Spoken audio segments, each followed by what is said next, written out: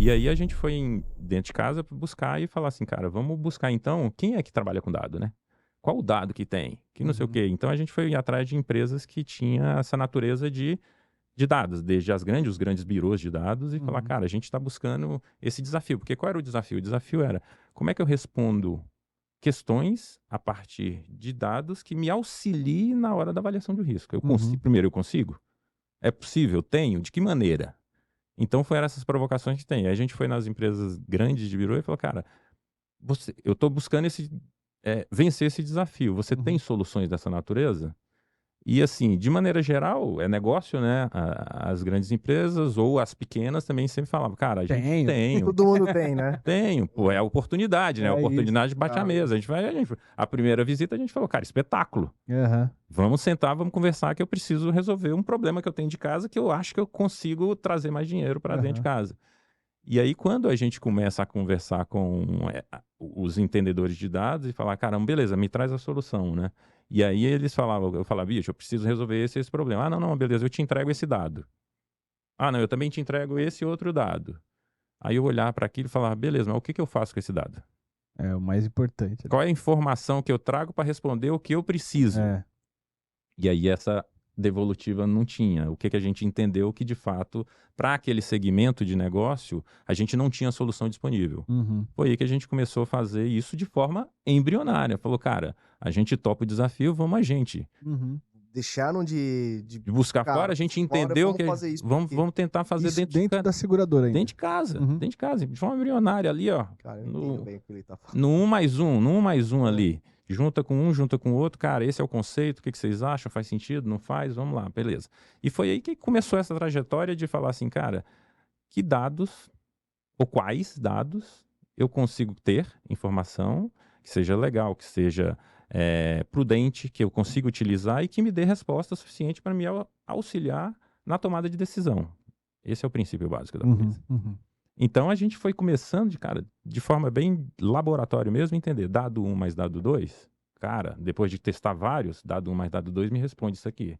Eu acho que traz. Dado 2 mais dado 3, se eu juntar todos esses aqui, consigo obter outras informações. Uhum. E foi assim que a gente foi juntando teste, erro, acerto, refaz, faz, refaz, faz, refaz, faz, refaz, até a gente chegou no modelo e falou, cara, isso faz sentido. Começa a fazer sentido. Uhum. Começa a fazer sentido. E aí a gente começou a usar de maneira bem pequena mesmo dentro da operação para falar assim, cara, isso aqui está trazendo resultado. Que tipo de resultado? Aí você começa a medir resultado. Tô cotando mais, tô vendendo Cara, mais. a informação chega mais rápida. Ela chega mais Porque rápido porque ela é mais assertiva, é isso? tem rápida em alguns aspectos. Porque o que que acontece? Quando você tem esse processo, fazendo um parênteses, de transformação digital, em vários momentos você tem um processo que começa digital, vira físico, que você imprime um papel, para depois virar digital do outro lado. Uhum. E quando você tem essa característica onde você consegue transmitir esse dado de maneira única, você tem uma informação mais rápida.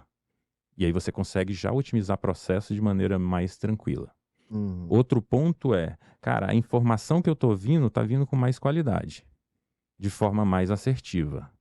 Uhum. Então eu consigo ter mais qualidade na hora de avaliação desse risco. Uhum. Eu estou tendo ganho aqui. Aquela pessoa que eu conseguia, aquela situação que eu conseguia olhar e dizer que não aceitava, agora eu já consigo olhar com mais cuidado para ver se eu aceito ou coloco num escaninho diferente. Aham. Esses são aspectos de vantagem. Precificar melhor até, né? Outras vantagens. Uma vez que eu conheço essa pessoa e é teste, se eu conheço essa pessoa, por que que eu ofereço, e ela tem condição para isso, por que que eu ofereço capital de contratação de 10 mil? Por que que eu não ofereço de 50 mil uma vez que ela tem condição de fazer? Uhum. Então E mais do que isso, talvez ela precise disso, né? Perfeito. E aí você começa a entender e, de fato, exercitar e executar uma questão relacionada a interesse segurável. Uhum. De fato. É. Uma pessoa que da contrapartida também é igual, né? Uma pessoa que não tem condição, por que que ela está contratando um capital muito alto? É isso aí. Acende alertas para você reduzir talvez algum tipo de fraude. Então você começa a entender aspectos de forma, cara, muito embrionária, mas que traz resultados efetivos, financeiros para aquela coisa. Então, eu recusava X, passei a recusar menos 2X, por exemplo. Então você tem outra coisa também que melhora a experiência do vendedor. Cara, se o vendedor ele tem que parar lá para preencher uma DPS, por exemplo, que não é o conhecimento dele, ele não sabe o que está perguntando, como é que aquilo acontece. Se você consegue fazer a captura dessas informações sem a necessidade dele preencher essa DPS, será que isso funciona? Então você começa a trazer ganhos de efetividade na hora da contratação. E esse preenchimento é um site que o segurado vai lá e preenche? Não. É um aplicativo? Então, a gente começa a entender que começa a ser desenhada a solução a partir do momento que ele começa a se identificar, ou seja, você identifica o segurado, a pessoa, o proponente, e você, através de mecanismos de busca, você busca as informações que fazem sentido para compor a tua lógica, o teu algoritmo de avaliação de risco, que consegue tomar decisões baseadas nas informações que você trouxe. Entendi. E aí começa a te ajudar. Então foi assim que... Encaminhar ali, né? Direcionar ali... Educar ali o cara que tá preenchendo. Qual é o objetivo? O grande objetivo é trazer essas informações, identificar o perfil, para você tomar uma decisão de forma mais assertiva. Perfeito. Baseado no parâmetro que você tem, que de fato é muito ruim. Onde você tem um preenchimento de uma declaração pessoal de saúde, que na sua grande maioria, quem está preenchendo talvez não entenda o que está sendo escrito. Perfeito. Por exemplo, quando pergunta lá se você tem ou teve alguma doença ao longo da sua vida e é um usuário preenchendo, o cara pergunta e fala, cara, eu tive bronquite. Isso é doença. Isso é fator relevante para o seguro? E aí, quando ele responde tive sim e cai num processo de avaliação binária, vai ser recusado. Vai ser recusado uma pessoa só porque teve bronquite? Pois é. Verdade. E isso são casos reais que acontecem. E do contrário é verdadeiro. Se a pessoa entende e fala, cara, você teve ou teve alguma doença ao longo da sua vida? O cara fala, cara, eu tive pai que teve câncer, outro que teve doença de coração. Cara, mas eu não vou colocar isso aqui não, porque, não sei, eu vou ficar com vergonha de colocar. Então tem isso. Sim. Então, a gente fez uma questão de pesquisas para entender o comportamento. Isso é interessante também, para entender o comportamento de qual é a relação do usuário ou segurado preenchendo a declaração pessoal de saúde e o vendedor ou corretor perguntando para o cara como é que é preencher uma declaração pessoal de saúde. Assim, o constrangimento das duas partes era de forma muito igual.